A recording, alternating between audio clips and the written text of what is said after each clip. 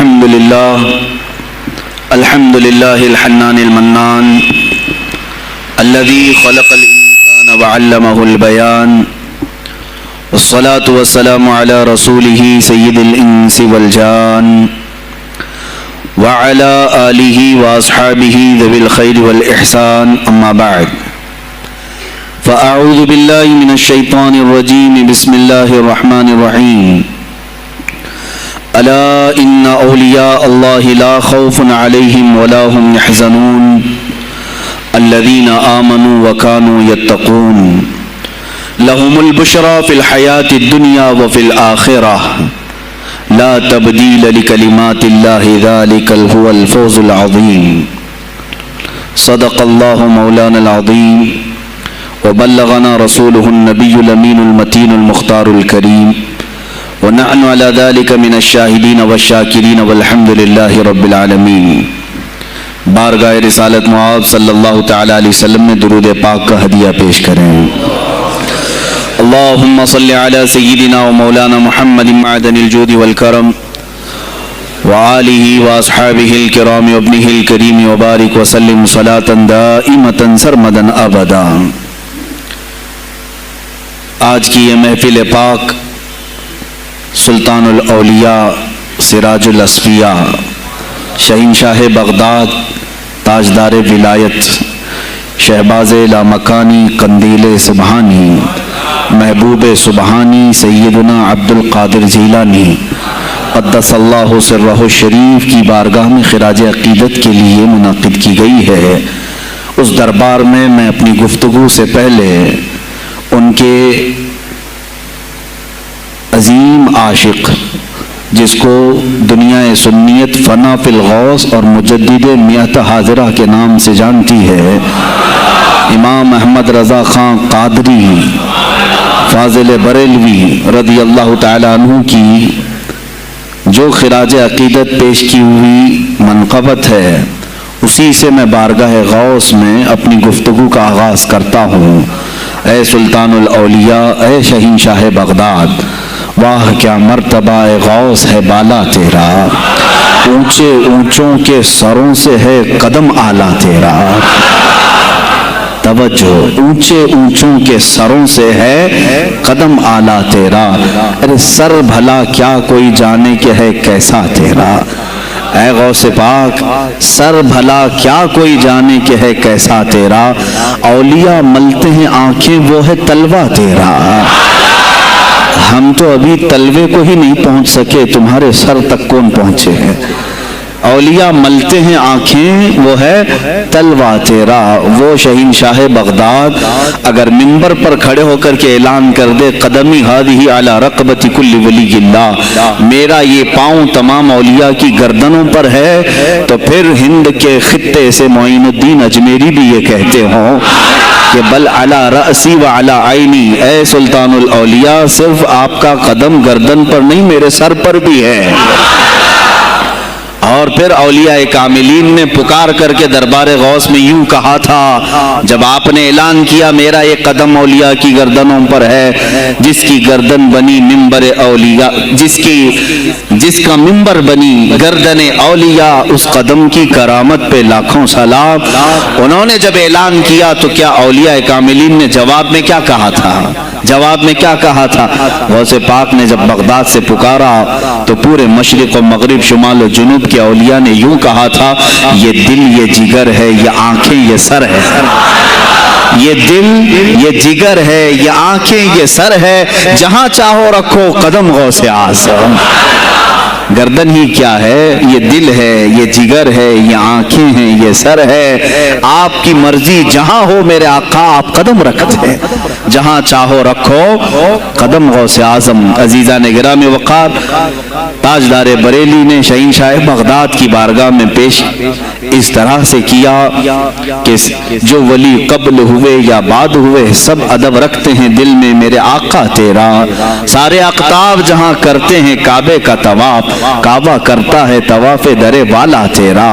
اے شہنشاہ بغداد، تیری میری قسمت کی قسم کھائیں سگانے بغداد، ہند میں رہ کے بھی دیتا رہوں پہرا تیرا۔ ہند میں رہ کے بھی دیتا رہوں پہرا تیرا. سرکار بغداد کی بارگاہ میں پھر استغاثہ کرتے ہوئے اعلیٰ حضرت بریلوی رحمۃ اللہ تعالیٰ علیہ یوں عرض کرتے ہیں: اے شہنشاہ بغداد، تجھ سے در، در سے سگ، اور سگ سے ہے مجھ کو نسبت. میری گردن میں بھی ہے دور کا ڈورا تیرا. اس نشانی کے جو سگ ہیں نہیں مارے جاتے.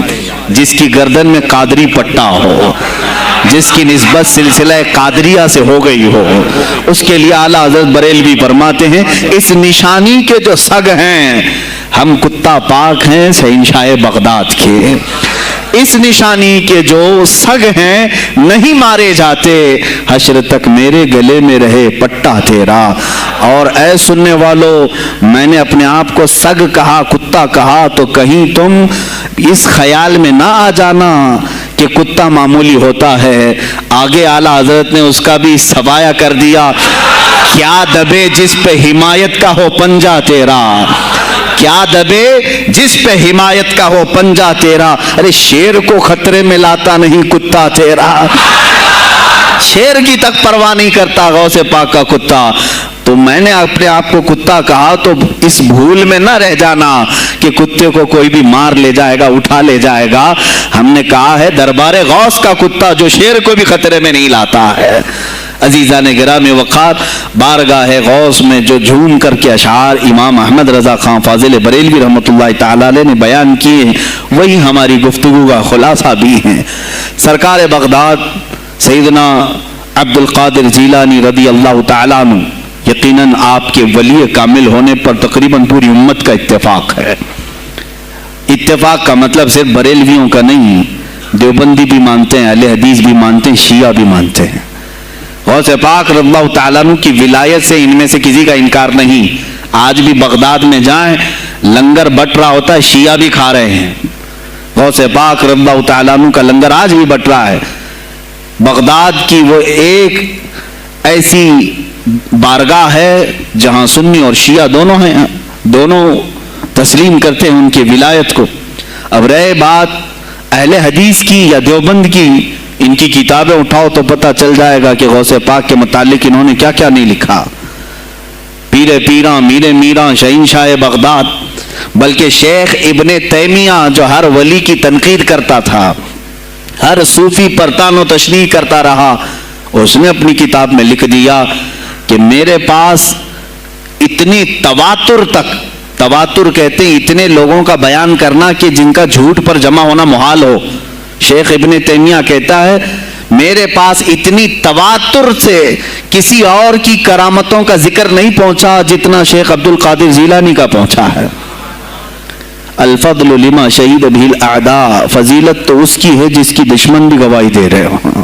عزیزان گرامی وقار، سرکار بغداد رضی اللہ تعالیٰ عنہ کی ولایت پر تقریباً امت کا اتفاق، بعد میں آنے والے سارے مسلمان انہیں ولی مانتے ہیں. اور یہ اور بات ہے کہ ولایت تک سب کا اتفاق ہے. اب غوث کے مقام کے متعلق الحمدللہ ہم منفرد ہیں اس میں، اس لیے کہ ہم انہیں غوث اعظم بھی کہتے ہیں، استغاثہ بھی کرتے ہیں. یہ ایک الگ ٹاپک ہے جہاں شرک، بدعت اور کفر کے فتوے لگتے ہیں کہ بریلوی اللہ کو چھوڑ کر اولیاء سے مانگتے ہیں، اور یہ بیویوں سے مانگ لیں تو کوئی حرج نہیں، ہاں اپنے بچوں سے مانگ لیں تو کوئی حرج نہیں، بلکہ چپراسی اور نیتاؤں سے مانگ لیں تو کوئی حرج نہیں. کسی صاحب نے آ کر کے مجھ سے کہا تھا آپ غوث اعظم کیوں کہتے ہیں؟ اعظم اللہ ہوتا ہے سب سے اعظم. غوث کہیں ٹھیک ہے. سلفی صاحب تھے، ہم نے کہا کہ آپ کو سرکار عبد القادر جیلانی کو غوث اعظم کہنے پر اعتراض ہے، لیکن ایک چوڑا چمار ملک کا پرائم منسٹر بن جائے تو اسے وزیر اعظم کہہ دیتے ہیں، کوئی دقت نہیں آپ کو. وہاں اعظم کہتے ہیں آپ، اعظم کہنے میں آپ کو وہاں جھجک بھی نہیں آتی، اور غوث پاک کو اعظم کہنے میں آپ کو شرم آنے لگتی ہے. یہ اپنے اپنے نصیبے کی بات ہے. آپ کا اعظم کوئی اور ہے، ہمارا اعظم کوئی اور ہے. عزیزان گرامی، سرکار بغداد شہنشاہ ولایت سلطان الاولیاء سیدنا عبد القادر جیلانی رضی اللہ تعالیٰ عنہ، ماں کے پیٹ سے ہی ان کو ولایت عطا کی گئی. یہ وہ اولیاء میں سے ہیں جن کا پیدائشی اللہ تعالیٰ نے منتخب فرمایا ہے.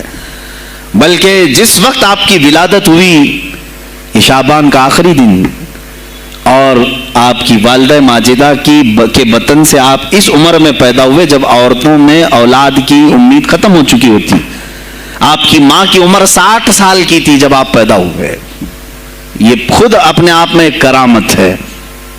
اور سرکار بغداد رضی اللہ تعالیٰ عنہ جب جیلان میں پیدا ہوئے تو آپ کا معمول تو دیکھیں, آپ کی ماں خود بتاتی ہیں دوسرے سال غالباً لوگوں کو چاند میں شک ہو گیا, 29 کا چاند نظر آیا کہ نہیں آیا. بعض کہنے لگے ہو گیا ہوگا, بعض کہنے لگے نہیں ہوا ہوگا. تو یوم الشک کہتے ہیں, یعنی 30واں جو شعبان کا ہوتا ہے وہ ایک رمضان بھی ہو سکتا ہے, 30 شعبان بھی. تو لوگ آئے حضرت فاطمہ ام الخیر کے پاس جو غوث پاک کی ماں ہیں, پوچھا کہ کل کا چاند ہوا کہ نہیں ہوا, ہمیں شک ہو گیا ہے. آپ نے کہا چاند ہو گیا ہے اور رمضان شروع ہو چکا ہے. کہا کیسے؟ کہا صبح سے میرا بیٹا عبد القادر دودھ کو منہ نہیں لگایا ہے, اور میرے بیٹے کا یہ معمول ہے پچھلے رمضان سے ہی جس وقت غوث پاک پیدا ہوئے رمضان شروع تھا. ان کی ماں کہتی ہیں سحری سے لے کر افطار تک غوث پاک اپنی ماں کا دودھ نہیں پیتے تھے. یہ بچپنے میں ماں کی گود میں روزے کا آپ کے اوپر کوئی مکلف نہیں تھے, آپ احکام شریعت ابھی آپ کے اوپر لاگو نہیں تھے, لیکن اللہ کا ایک ولی آتا ہے تو وہ نظام خدا قائم کرنے کے لیے آتا ہے. آج میں اسی پر گفتگو کرنا چاہوں گا. اللہ کے اولیاء ظاہر کیوں ہوئے دنیا میں اور کیوں آتے ہیں؟ ان کا سب سے بڑا مقصد دنیا میں آنے کا, جلوہ بار ہونے کا, وہ یہ ہوتا ہے کہ نظام خداوندی کو زمین پر قائم کریں. جس کی کائنات ہے اسی کی بات یہاں پر قائم ہونی چاہیے. اب یہ باتیں وقت کے ساتھ گزرتی جاتی ہیں اور لوگ بھول جاتے ہیں. آپ سب کو پھر میں یاد دلا دوں, میرے عزیز, میں نے بھی اور آپ نے بھی اللہ سے ایک وعدہ کیا ہے. ہماری روحوں نے اللہ سے وعدہ کیا ہے. جب اللہ تعالیٰ نے ہمیں پیدا بھی نہیں کیا تھا اس وقت ہماری روحوں کو بلا کر اس نے ایک وعدہ لیا, الست بربکم, کیا میں تمہارا رب نہیں ہوں, میں تمہارا مالک اور خالق نہیں ہوں؟ تو سب کی روحوں نے کہا تھا قالوا بلا وربنا, کیوں نہیں مولا, تو ہی تو ہمارا رب ہے. رب تعالیٰ نے فرمایا کیا تم اسی وعدے پر برقرار رہو گے دنیا میں جانے کے بعد؟ سب نے کہا تھا ہم وعدہ کرتے ہیں مولا اسی پر باقی رہیں گے. یہاں آنے کے بعد کتنے وہ لوگ ہیں جو اس کی ربوبیت کا اقرار کرتے ہوئے اس کائنات میں صرف اس کے گن گاتے ہیں. کفار و مشرکین تو وعدہ خلاف ہیں, توڑ دیے, انہوں نے اللہ کے علاوہ کسی اور کو خدا بنا لیا. لیکن تم نے اللہ اکبر تو کہا, زبان سے تو تم نے تسلیم کیا, لیکن تمہارا رہن سہن یہ بتاتا ہے کہ تمہارا مالک کوئی اور ہے. کسی اور کو راضی کرنے میں لگے ہوئے ہو, کسی اور کی دریوزہ گیری کر رہے ہو, کسی اور کی خوشامدی میں کھڑے ہوئے ہو.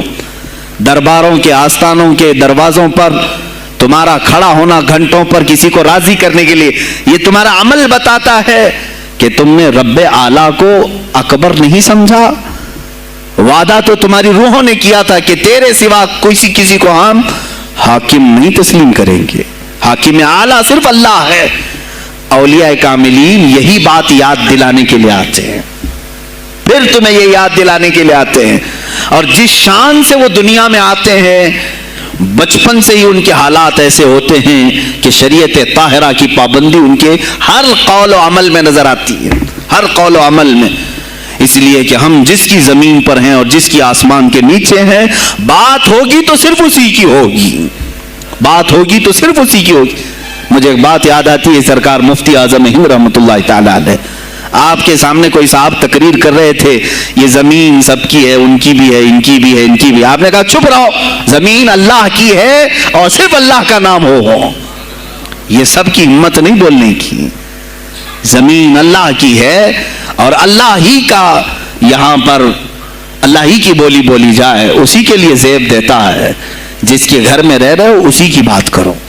عزیزان گرامی اوقات, سرکار بغداد ان کی کرامات اپنی جگہ پر, لیکن ان کی زندگی کے کچھ اہم گوشے میں لے کر آج حاضر ہوں. آج ہمارے حالات کے اعتبار سے بھی ضرورت ہے اس کی. جب آپ پروان چڑھتے رہے اپنی ماں کی گود میں, بہت جلدی آپ کے والد گرامی کا انتقال ہو گیا. آپ سے خود پوچھا گیا تھا غوث پاک سے آپ کی جوانی میں، یا جب آپ کا شہرہ بغداد میں بہت ہو گیا تب پوچھا گیا تھا آپ کو اپنے ولی ہونے کا احساس کب ہوا؟ غوث پاک سے ہی پوچھا گیا تھا آپ کو کب پتا چلا اللہ نے آپ کو ولایت کا یہ مقام عطا کیا؟ آپ فرماتے ہیں جب میں 10 سال کا تھا، مدرسے جاتا تھا تو غیب سے ایک آواز آتی تھی، افصحوا فی المجالس لولی اللہ، غیب سے آواز آتی تھی اے لوگوں مجلس میں جگہ چھوڑ دو، اللہ کا ولی آ رہا ہے۔ یہ آواز صرف میں نہیں، میرے استاد بھی سنتے، وہاں بیٹھے شاگرد بھی سنتے، اور سب کھڑے ہوتے تھے، جگہ دیتے تھے۔ غوث پاک فرماتے ہیں جب ہر بار مجھے یہ آواز آنے لگی تب مجھے احساس ہوا کہ اللہ تعالیٰ نے مجھے ولایت کا تاج پہنایا ہے۔ پھر آپ کو لہو و لعب میں، کھیل کود میں نہیں رکھا گیا۔ فرماتے ایک بار میں صرف ایک گائے کی پونچھ پکڑنے کی کوشش کر رہا تھا، گائے پلٹ گئی، فصیح عربی میں کہنے لگی الہذا خلقت ام بہذا امرت یا عبد القادر، اے عبد القادر کیا تجھے اسی کام کے لیے پیدا کیا گیا یا تجھے اللہ نے اس کام کا حکم دیا کہ میری پونچھ پکڑے؟ غوث پاک فرماتے ہیں میں چونک گیا کہ ایک جانور مجھ سے عربی میں بات کر رہا ہے۔ اور اس کے بعد وہ گائے خود کہنے لگی اے عبد القادر تجھے اللہ نے اپنی مخلوق کے لیے بنایا ہے، اپنے بندوں کو راہ راست پر لانے کے لیے۔ غوث پاک فرماتے ہیں اس کے بعد زندگی میں کبھی کھیل کود کی خواہش بھی نہیں آئی، کھیل کود کی خواہش بھی نہیں آئی، کبھی تصور بھی نہیں کیا۔ اور جب آپ جیلان سے نکل کر بغداد آئے، بغداد کے جو حالات تھے وہ آپ نے بہت قریب سے مشاہدہ کیا۔ میرے عزیزو آج کے جو حالات ہیں نا، آج کے جو حالات میں نے پڑھا اس سے بھی زیادہ ڈینجر حالات اس زمانے کے تھے۔ آج لوگ حالات کی شکایت کرتے ہیں، بہت سارے علماء مولانا ہم سے کہتے ہیں حالات اب صحیح نہیں ہیں، ویسے نہیں ہے پہلے۔ میں تمہیں غوث پاک کے حالات بتاتا ہوں، اس وقت سیاسی حالات کیا تھے۔ اس وقت سیاسی حالات اتنے خطرناک ہو چکے تھے، بغداد میں شیعوں نے اپنا گڑھ جمایا تھا، یہاں تک کہ ہر عالم پر، ہر وائز پر، ہر امام مسجد پر پابندی تھی۔ سیدنا ابو بکر صدیق اور حضرت عمر کا کوئی نام نہیں لے سکتا تھا، کوڑے مارے جاتے تھے۔ شیخین کا اگر کسی نے نام لے لیا کسی عالم نے، کوڑے مارے جاتے تھے۔ خلیفہ واثق باللہ تک یہ تاریخ چلی بغداد میں، اور سلطنتیں ٹوٹ چکی تھیں، سیاسی حالات اس قدر خراب ہو چکے تھے، چھوٹی چھوٹی ٹکڑیوں میں بٹ چکے تھے مسلمان۔ مصر کی طرف دیکھیں تو فاطمی حکومت قائم ہو گئی تھی، وہ اپنے آپ کو فاطمی کہہ رہے تھے۔ بغداد میں عباسی خاندان حکومت کر رہا تھا، اور وہ بھی سمٹ کر کے صرف بغداد کے اطراف رہ گئی بس۔ پھر ترکی کی طرف دیکھیں تو سلجوکی خاندان تھا، ایک ایک ٹکڑا حکومت کر رہا تھا، اور یہی آپس میں دست بگریباں تھے، ایک دوسرے سے لڑ رہے تھے۔ اور پھر پلس اس پر ایسا کہ بازنطینی جو عیسائی تھے، صلیبی تھے، ان سلطنتوں کو آپس میں لڑا کر کے اس قدر شدت پیدا کر چکے تھے کہ بغداد والا مصر نہیں جا سکے، مصر والا ترکی نہ آ سکے۔ پھر ادھر بخارا، سمرقند، نیشاپور، یہ جو رشیا میں ہیں آج، ازبکستان وغیرہ میں، یہاں الگ ایک سلطنت قائم تھی، اور ہند میں الگ کفرستان تھا۔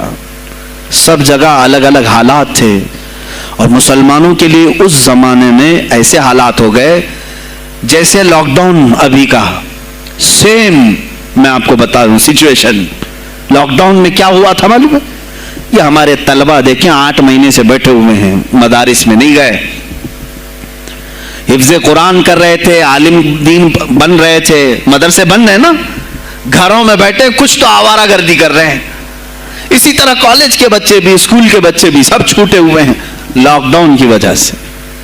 سیم یہی سچویشن اس زمانے میں ہوئی۔ بغداد علمی مرکز تھا، کوفہ اور بصرہ علم کے مرکز تھے۔ آپسی رنجشوں کی وجہ سے بادشاہوں کی طلبہ ایک جگہ سے دوسری جگہ کا سفر نہیں کر سکتے تھے، بغداد کے سارے مدرسے بند پڑے ہوئے تھے، کیونکہ طلبہ آ نہیں سکتے۔ کہاں سے آئے تم؟ مصر سے آئے، واپس جاؤ، اس سلطنت میں کیا کر رہے ہو؟ اس طرح کی سختیاں۔ یہاں تک کہ یہی زمانہ ہے جب حسن بن صباح نام کا ایک ایسا منافق جس نے اس زمانے کے بادشاہوں کو خرید لیا اور کچھ لوگوں کو نشے کا خوگر بنایا. حشیشین وغیرہ آپ نے سنا ہوگا. صلاح الدین ایوبی کا زمانہ ہے یہ. غوث پاک سے صرف 4 سال بعد صلاح الدین ایوبی آئے, صرف 4 سال بعد. اس زمانے میں حسن بن صباح نے ہزاروں نوجوانوں کو نشے کا عادی بنا دیا تھا. ہزاروں نوجوان. اور کیسا نشہ, کوکین افیون وغیرہ سب تو لے کر کے تو لوگ ہوش میں آ جاتے ہیں. وہ ایسا تھا کہ اس نے جو نشہ دکھایا تھا, ایک چھوٹے سے کمرے میں ان کو رکھتا اور انہیں بتاتا کہ یہ درخت ہیں, یہ نہر ہے, یہ محل ہے, یہ حور ہے, تو اسے وہ جنت ہی سمجھتے تھے. اور پھر اس کمرے سے باہر نکالتا اس کو, تڑپ تڑپ کے آدمی مر جاتا کہ مجھے میری جنت میں واپس کرو. وہ جنت نہیں کمرہ ہوتا تھا, لیکن نشہ اسے ایسا کرایا جاتا تھا کہ اس کمرے کو وہ جنت سمجھنے لگتا تھا. اور ان نوجوانوں سے کیا کرایا جاتا تھا, ان کو نشے کا عادی بنا کر کے باہر نکالا جاتا, انہیں ٹارگیٹ دیا جاتا, فلاں مجلس میں جاؤ, فلاں خلیفہ کو قتل کرو, فلاں وزیر کو مارو, فلاں سپاہیوں کو مارو, فلاں عالم دین کا قتل کرو. اور وہ اپنا ٹارگیٹ پورا کر کے آتے ہیں, اس لیے کہ انہیں نشہ چاہیے تھا. وہ 1 دن 2 دن سے زیادہ اس نشے کے بغیر رہ نہیں پاتے ہیں. وہ اپنا ٹارگیٹ کرنے کے لیے اپنی جان بھی جوخم میں ڈالتے ہیں. اس طرح کے کئی حملے خلفاء پر کرائے حسن بن صباح نے.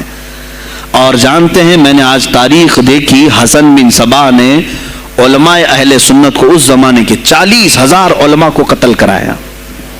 یہ وہ زمانہ تھا جب بغداد کا حال یہ تھا کہ نشہ زیادہ ہو چکا تھا, علم دین کے مراکز بند ہو رہے تھے, اور علماء بولنے میں ہچکچا رہے تھے, ڈر رہے تھے, اور سلطنتیں آپس میں ایک دوسرے سے ٹکرا رہی تھی. جو خلیفہ بیٹھتا وہ نہایت عیاش قسم کا خلیفہ آتا تھا. اکثر خلیفہ عیاش آئے, ان کے حریم میں, ان کے حرم خانے میں, یعنی ان کے محل میں 40 عورتیں ہوا کرتی تھیں جن کے ساتھ وہ وطی کرتے, جمع کرتے. جبکہ وہ مسلمان خلیفہ ایک بادشاہ کے لیے چاہے کوئی بھی ہو 4 سے زیادہ کی اجازت ہے, 40 کنیزاؤں کے ساتھ وہ زندگی گزار رہے ہوتے. اس میں عیسائی بھی ہوتی, یہودی بھی ہوتی, سب قسم کی ہوتی. یہ خلفاء کا حال تھا. تم کیا کہہ رہے ہو ہمارے زمانے کو؟ ارے حالات برے ہیں, حالات برے ہیں. ابھی اور میں بتاؤں کتنے برے حالات اس زمانے میں تھے. علماء کو کوڑے مارے جاتے تھے اگر بولے. ارے شیخین کا نام لینے پر پابندی بغداد میں لگ گئی ہو, اس سے بڑا اور ظلم کیا ہو سکتا ہے؟ سیدنا ابو بکر صدیق حضرت عمر کا نام لینے پر کوڑے مارنے لگائے جاتے. ایسے حالات میں شہنشاہ بغداد سیدنا عبد القادر جیلانی بغداد آئے ہیں جب آپ کی عمر صرف 18 سال کی تھی. 18 سال کی جوانی میں آپ نے ملاحظہ کیا, حالات کو دیکھا, تعلیم حاصل کی بڑے بڑے اساتذہ سے. آپ کے اساتذہ فقہ میں الگ ہیں, حدیث میں الگ ہیں, تفسیر میں الگ ہیں, علم کلام میں, کئی علوم و فنون پہ آپ نے مہارت حاصل کی. اس کے بعد حالات دیکھ کر کے آپ نے کیا کہا, یہ اب یہاں سے میں ہر ایک عالم دین کے لیے بشمول من میرے لیے نصیحت سمجھتا ہوں, غور سے سن لیں. غوث پاک رضی اللہ تعالیٰ عنہ کی زندگی میں ایک موڑ ایسا آیا, اور شاید میں نے بھی کبھی کئی مرتبہ اس طرح سوچا ہے, میں کمپیئر نہیں کر رہا ہوں, لیکن سنیں, حالات کو دیکھ کر کے غوث پاک نے جنگل کا رخ اختیار کر لیا. کیا لینا دینا ہے اس دنیا سے؟ اور آپ خود فرماتے ہیں کہ میرے دل میں یہ ارادہ تھا, نہ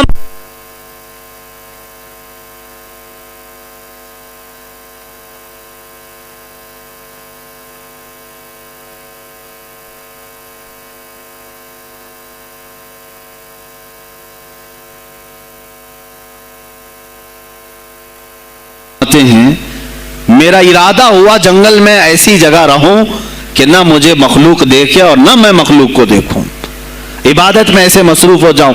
جنگلوں میں آپ عبادت کرتے رہے, لیکن فرماتے ہیں مجھے غیب سے آواز آئی اللہ رب العزت کی طرف سے, کہا اے بندے قادر، آپ کا نام ہی عبد القادر ہے، اے قادر کے بندے، تجھے اللہ نے جنگلوں کے لیے نہیں بنایا، امت مصطفیٰ کی رہنمائی کر، خلق خدا تجھ سے نفع حاصل کرے، واپس آ جا۔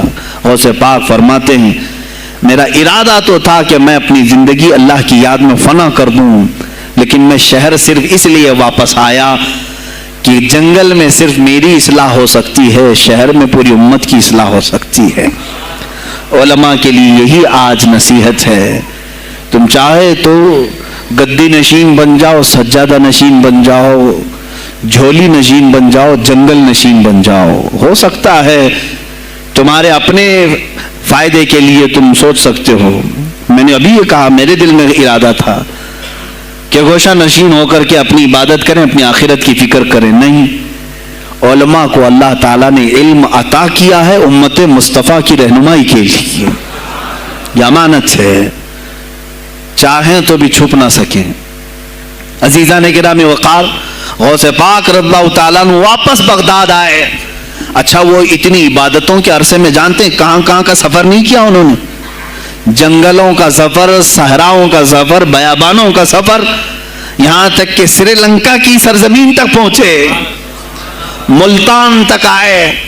یہ تاریخ کی کتابیں بتاتی ہیں آپ نے پیدل یہ سارے سفر کیے، پھر واپس اسی بغداد آئے جہاں کے حالات بڑے ہی کشیدہ تھے، اور خلفائے وقت کے خلاف زبان کھولنا یہ آگ سے کھیلنے کے برابر تھا، آگ سے کھیلنے کے برابر تھا۔ اور سب سے بڑا مسئلہ تو غوث پاک کے لیے یہ تھا کہ آپ بغداد کے نہیں تھے، عراق کے نہیں تھے، آپ جیلان سے آئے تھے۔ جیلان ایران میں ہے، اس زمانے میں طبرستان ایک صوبہ تھا، طبرستان کا ایک شہر جیلان تھا، جیلان سے آئے ہوئے تھے بغداد میں۔ آپ کی زبان فارسی تھی، فارسی زبان کا ایک طالب علم بغداد میں آیا ہے، اور بغداد پورا عربیوں کا ہے، فصیح عربی بولنے والے لوگ، اور نہایت ہی عیاشی میں پڑے ان کی اصلاح کیسے کریں۔ دل میں بار بار یہ احساس ہوتا، غوث پاک فرماتے میری زبان فارسی تھی اور ان کی زبان عربی ہے، میں ان سے خطاب کیسے کروں، ان کو اصلاح کے راستے پر کیسے لاؤں۔ بار بار سوچتے تھے، لیکن دل میں ایک درد ہوتا تھا کہ امت مصطفیٰ کو اس حال میں نہیں چھوڑنا چاہتا۔ ایک دن ایک مسجد میں غمگین حالت میں سوئے، ظہر کا وقت تھا، نماز پڑھ کر کے آپ آرام کر رہے ہیں، اور جیسی آنکھ بند ہوئی سرور کائنات صلی اللہ علیہ وسلم تشریف لائے۔ پوچھا عبد القادر کیوں غمگین ہے میرے بیٹے؟ کہا کہ یا رسول اللہ صلی اللہ علیہ وسلم زبان میری اجمی ہے، فارسی، میں عربیوں کے بیچ بیٹھا ہوں، اصلاح کرنے کی کوشش کرتا ہوں، لیکن مجھے یہ اجمی سمجھیں گے۔ اللہ کے نبی صلی اللہ علیہ وسلم نے فرمایا تو اپنا منہ کھول لو۔ آپ نے منہ کھولا، حضور پاک نے اپنا لعاب پاک ڈالا، دوسری بار ڈالا، تیسری بار ڈالا، چوتھی بار ڈالا، پانچویں، چھٹی، 7 مرتبہ حضور پاک نے اپنا لعاب پاک دیا اور کہا عبد القادر اب اٹھ اور بیان کرو۔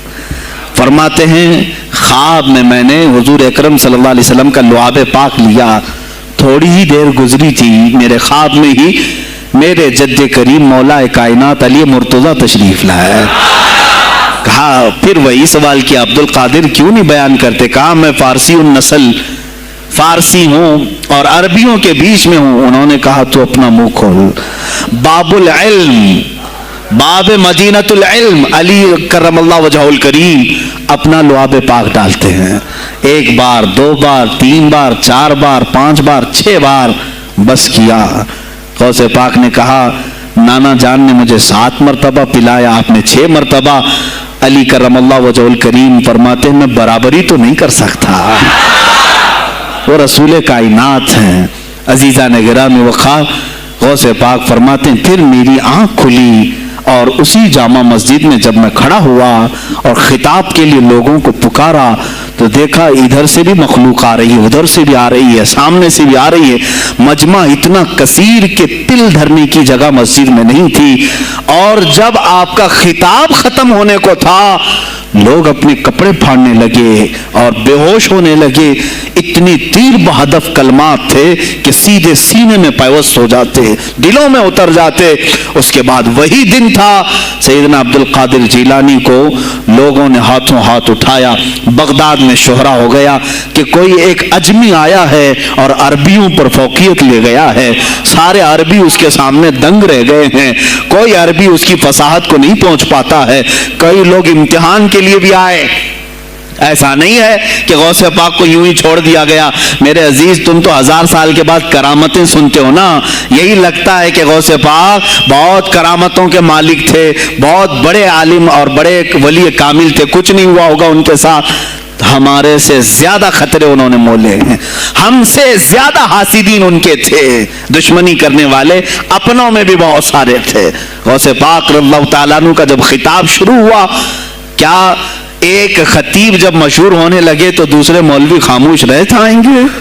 हसद की चिंगारी भड़कती है, वो गौसे पाक के खिलाफ भी भड़की। और बगदाद में जब ये शोरा होने लगा तो कई उलमा उस वक्त के जो बड़े बड़े पाए के आलिम हैं, उनकी किताबें आज भी मौजूद है, मैं नाम तज़किरे नहीं कर रहा, लेकिन उन्होंने टेस्ट लेने की गरज से, इम्तिहान लेने की गरज से कई लोगों को सवालात भेजे। एक दिन मजलिस में ऐसा था कि गौसे पाक तफसीर कुरान बयान करते थे। तफसीर कुरान बयान करना गौसे पाक का महबूब मशगला था, रोजाना कुरान की तफसीर अर्ज करते। एक दिन मजलिस में बड़े बड़े उलमा की जमात, जिसमें अब्दुल रहमान जौजी जैसे बड़े फकीह मुहद्दिस हैं, इनकी एक जमात आई। कुरान की जो आयत की तफसीर वो कर रहे थे, उस तफसीर को कई किताबों से उन्होंने अखज़ किया और लेकर के आए, मजमे में बैठे। गौसे पाक ने तफसीर शुरू की। एक आयत की कितनी तफसीरें हो सकती हैं, कितनी तफसीरें हो सकती। एक तफसीर बयान किया, उसके बाद कहा इस आयत की एक दूसरी तफसीर ये है। फिर थोड़ी देर के बाद गौसे पाक ने फरमाया इसकी एक तीसरी तफसीर ये है। फिर कहा उसकी एक चौथी तफसीर ये है। फिर कहा उसकी एक पांचवी तफसीर ये है। बयान करते जा रहे हैं, करते जा रहे हैं, यहाँ तक के 13 तफसीरें हो गई। जो बैठे हुए थे वो आशाश करने लगे। उसके बाद इतना ही नहीं, आगे बढ़ते रहे, आगे बढ़ते गए। 40 तफसीरें एक आयत की आपने बयान की। जो आए थे वो खड़े हो गए और उसके बाद गौसे पाक रज़ियल्लाहु ताला अन्हु को देखने लगे।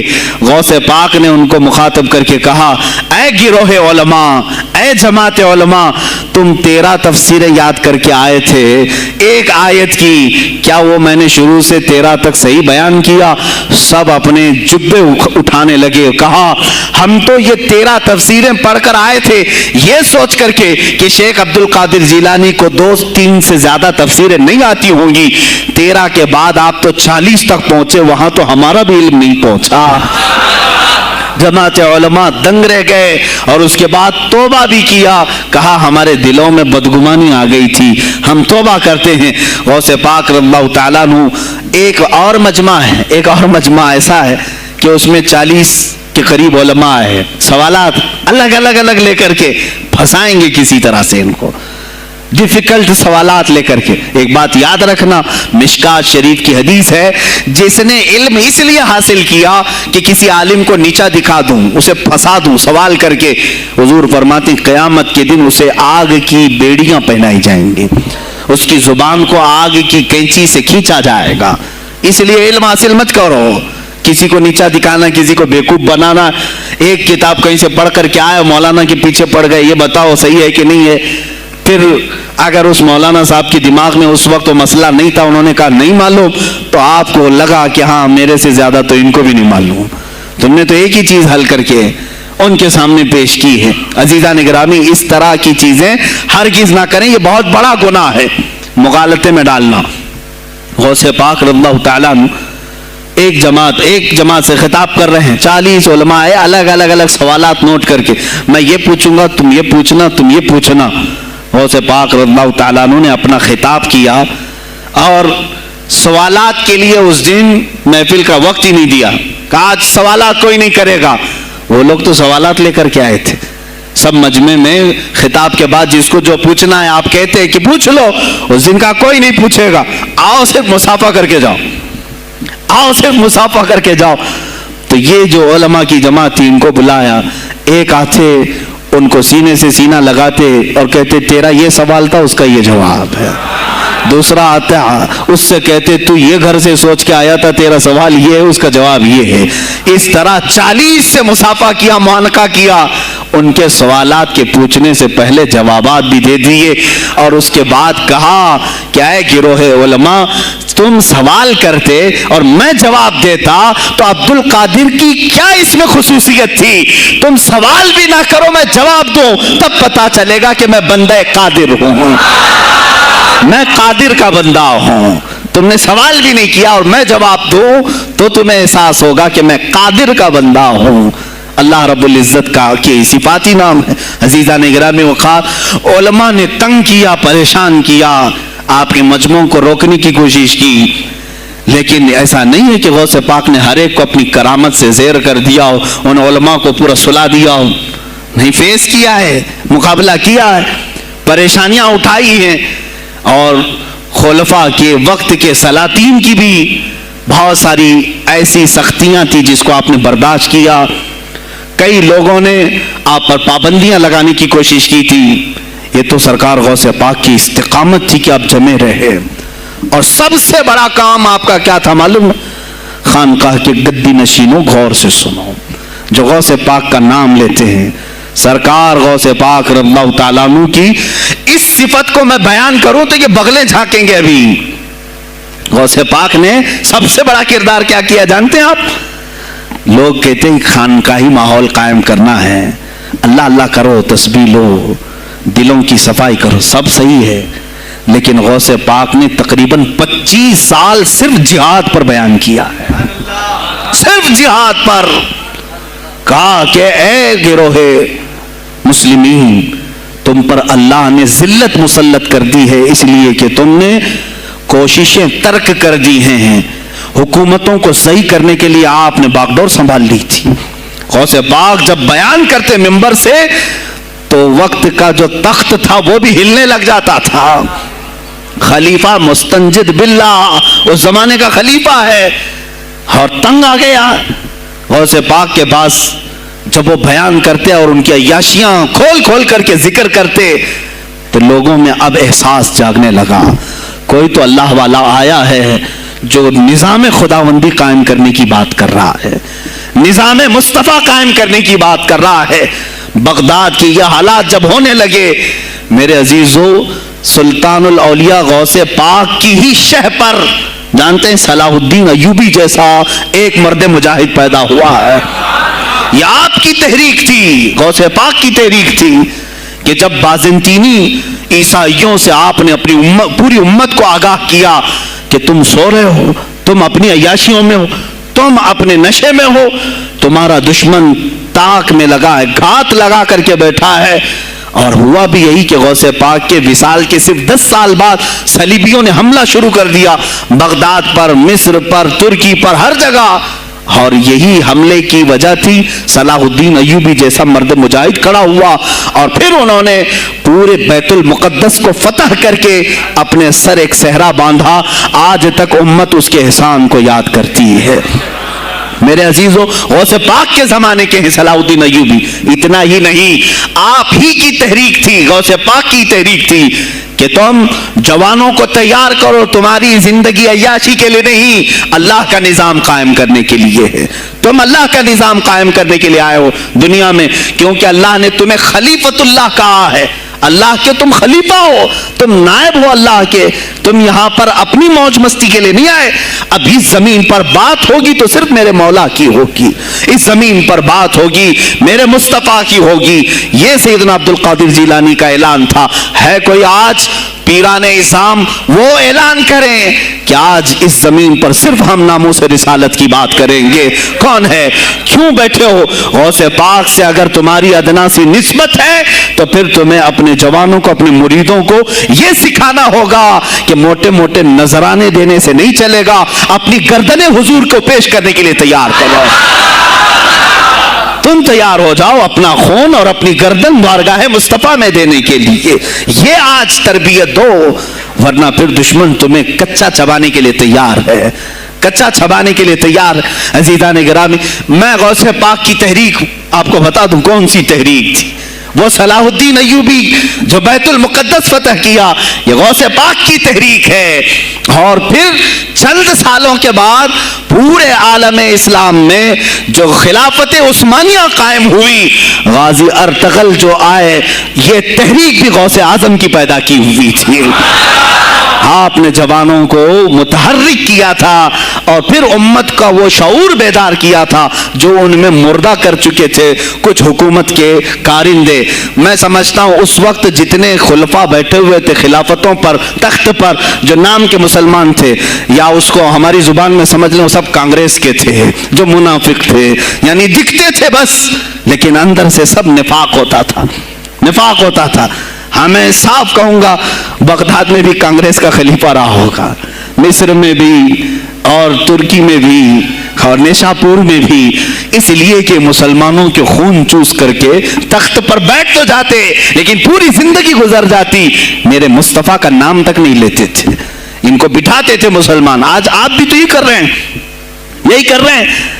ہم اپنا اپنا سمجھ کر کے جن کو اوپر تک بٹھاتے ہیں، پوری زندگی چھان مار کر کے دیکھ لو، کب یہ نظام قرآن کی کبھی بات کیا ہے؟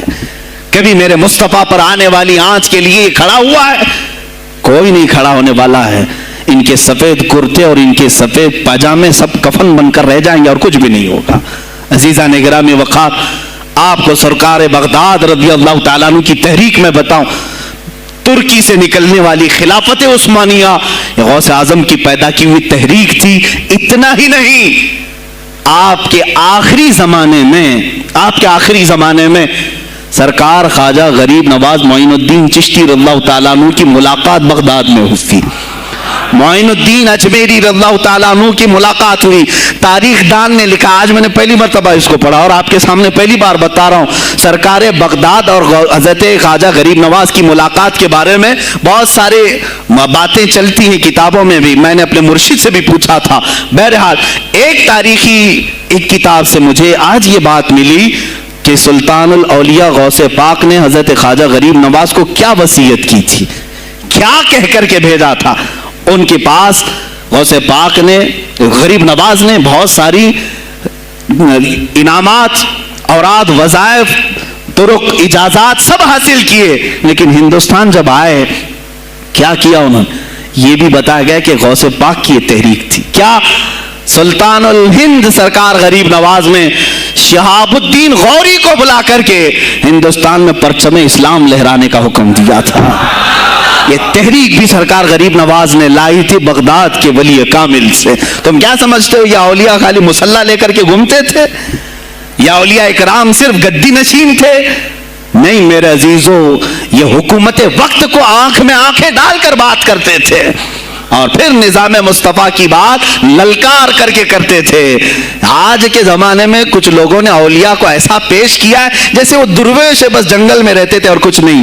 نہیں میرے عزیزو، وہ اللہ کے شیر تھے، اللہ کے شیر تھے۔ اسی لیے تو اقبال نے کہا ہے، اللہ کے شیروں کو آتی نہیں روبائی۔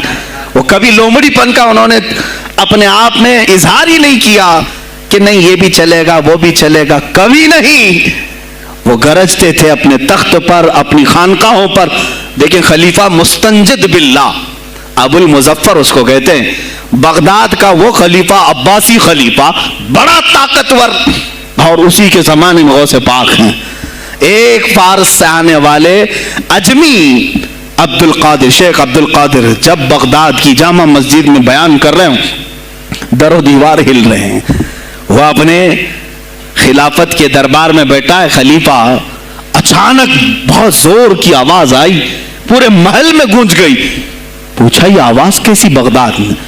لوگوں نے معلوم کر کے بتایا کہ شیخ عبد القادر جیلانی نے چھینک ماری، ان کے مریدوں نے صرف جواب دیا ہے۔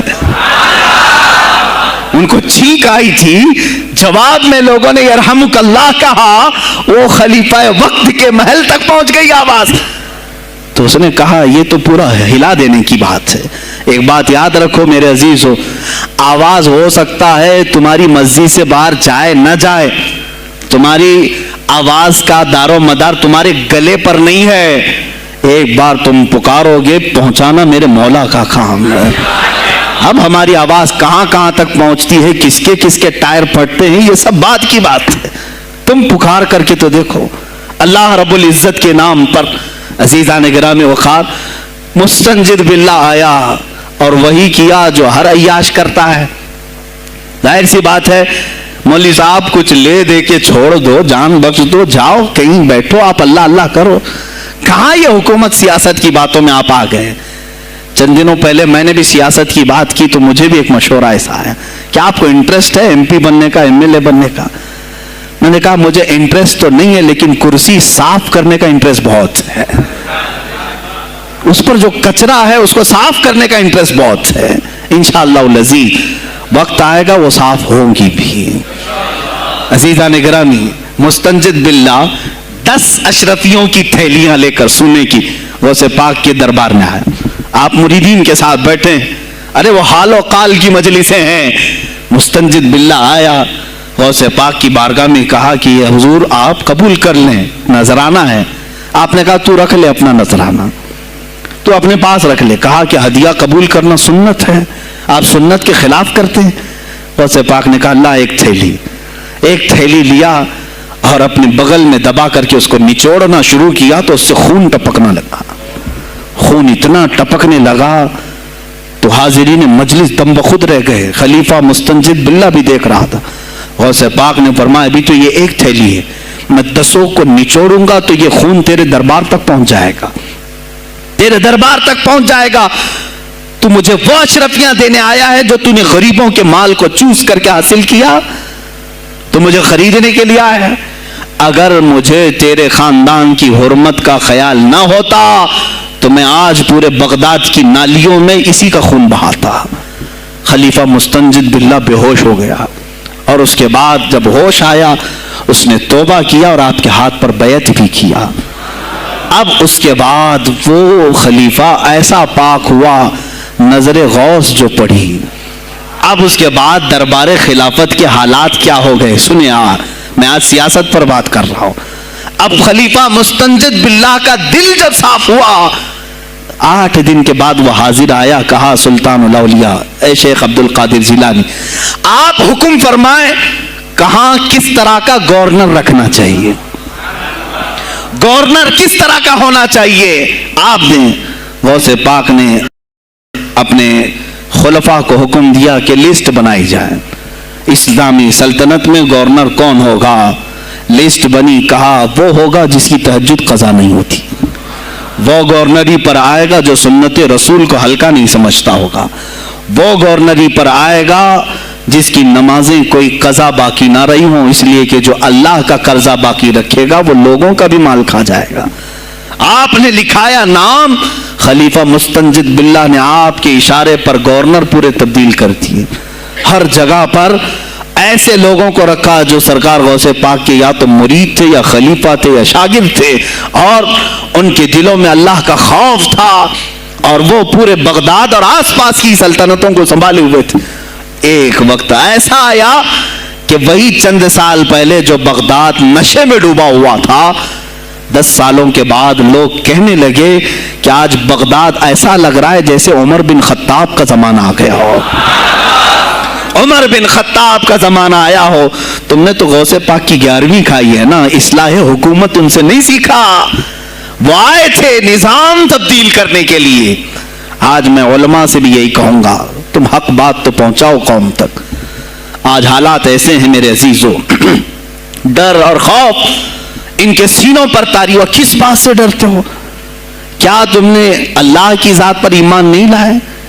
یہ نہیں کہتے ہو موت و حیات اللہ کے ہاتھ ہے, رزق اللہ کے ہاتھ ہے, پھر ڈرتے حکومت وقت سے کیوں؟ مجھے ابھی چند دنوں پہلے ایک میسج یہ بھی آیا تھا کہ حضرت آپ تو پاکستان کے علامہ خادم حسین کی تعزیت پر بیان کر رہے ہو, آپ دیکھ نہیں رہے یہاں کا ماحول کیسا ہے. عزیزان گرامی اس دن مجھے افسوس اس بات پر ہوا, سوال پر, ہائے افسوس, اس قدر تمہارے ضمیر مردہ ہو گئے, اس قدر تم بزدل ہو گئے. لاکھوں لوگوں کے دلوں میں شمع عشق مصطفیٰ جگانے والے پر تمہاری زبان بند ہے.